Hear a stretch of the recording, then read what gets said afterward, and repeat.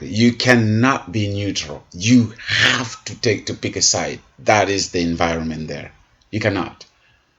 And it's as a mental health specialist yourself, I'm sure you can appreciate that. You can understand the one of the things people, I mean, my actions could be interpreted as a quitter, but that is not how I see my decision of really a little bit taking a break from the US, taking a break from the Bay Area. It's just I was suffocating. I was because I'm so sensitive. I can feel things to my core, like things that happen in the air, in the energy and the toxicity of the media and the friends and the things and get along with the program and microaggression and everything. For me, I live it in a different way because I'm more of a spiritually connected person. Like I connect. Can you imagine here? I caught, grapefruit. Grapefruit, right? It has a thick skin. So every time when I cut a grapefruit here in the kitchen, I take a knife to cut it, to find the meat inside. I feel the pain of the knife getting into the skin of grapefruit, and I feel it hurting me. Can you imagine how sensitive I am to the energy, to the pain? So that's why the work that you and I are doing, I really hope that you can, because I'm very careful as we discuss the material. I'm really careful how we approach things, because my hope is really that you develop some kind of safeguard or spiritual strength that will help you when you are exposed to more and more of the things that let me see if I can say it in a very simple way. I was taking Spanish classes in Cameroon before I moved to the US, before I went to the US. And a friend of mine, a Cameroon guy, he was into the Rosicrucian thing, those agnostic kind of, Rosicrucians. Yeah. So those are the people that people fear them, because like they think they're doing some kind of esoteric kind of thing, and people are scared of them, and that kind of knowledge people are not ready for it, and think that there's some kind of, so there's just a whole thing shady about them there.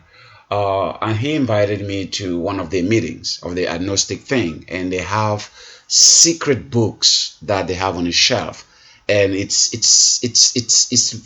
kept like enshrined. That shelf is like a shrine, and those books you can just see the title from afar, and the title are so triggering, and all of them are from ancient Egypt, because that's where esotericism started. Ancient Egyptian gave birth to the masonry and Rosicrucians and all that kind of thing, because that's the hidden truth, because of the secret society and the secret, all the things that you read in the stolen legacy thing and the thing. So that's why everything came, and then it migrated to the West, and now they own it, they appropriated it as they appropriate everything, and then it became something of a Western thing now, where they use it to go back and dominate everybody else in the world. All the leaders have to be member of those sects and cults, so they can keep their power and do some ritual with blood, human blood, and do the whole sodomization thing that's part of ritual and all that. So so the friend takes me there, and I see the books. I think I'm intellectual enough and strong enough to read any book. Like I don't feel like there's any knowledge that will shock me and hurt me and be hurtful to me. I don't feel like that. So I'm confident, and I just walk towards the shrine, want to pick up a book. The white guy, who is the house that my friend African took me to, who is, creating that whole agnostic thing and training a Cameroonian there, He shouts at me and jumps and protects him. No, you can't touch those books. Like I was doing some kind of sacrilege or making, so and I'm like, why? He's like, no. You're not ready for this kind of reading. You're not. This kind of reading, you need to go through some kind of ritual. You need to go through some kind of training and all that, because there's knowledge that is harmful. And I understand. That's true. There is knowledge that can be harmful to people if you're not prepared to be exposed to that knowledge. I get in trouble myself because I think people are where I am intellectually, and I blurt some truths that they're not ready to hear, and they start hating me and don't really want to talk to me because I've committed something really unthinkable. When for me, I take it for granted.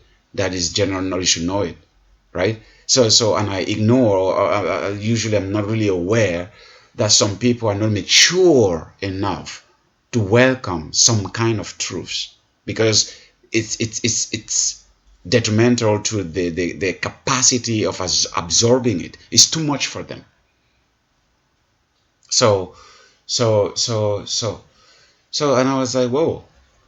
And then when I went to the US and I went to America, and then I started like being interested in that kind of material and all that. And there was a store in Polk Street. Maybe you told me to close it or something. I don't know. Where I started buying all those books. Same books that the guy didn't want me. Like, I know it's very esoteric. Even in that bookstore, it's really like very delicate. You can't even find it. It has to be very unique bookstore. And I don't know if you told me they closed it or somebody told me they closed it when I gave them the address. Yeah. Oh, so you told me. Yeah. So you see, so for this kind of material to survive, it's very unique, So I can get that, and that is, so that is why, coming back to that, I'm so sensitive of feeling the pain, the pain in the world, and that is when you open yourself to be very spiritual, when you open yourself to be like really in sync with the cosmos and the energy of the universe and things like that. That's when your knowledge begins to get into a realm where you everything is painful, just painful. So I can understand what you mean. Like that is the environment in America today. That is the environment. And my little theory could be conspiracy theory, like you said, because it's not based on science, but it's just like an analysis of the situation there, is that Western society in general, Europe and America and all that, but America particularly, the US especially, is a repressed culture. There is so much repression there. Like, things are repressed to a degree that is not okay.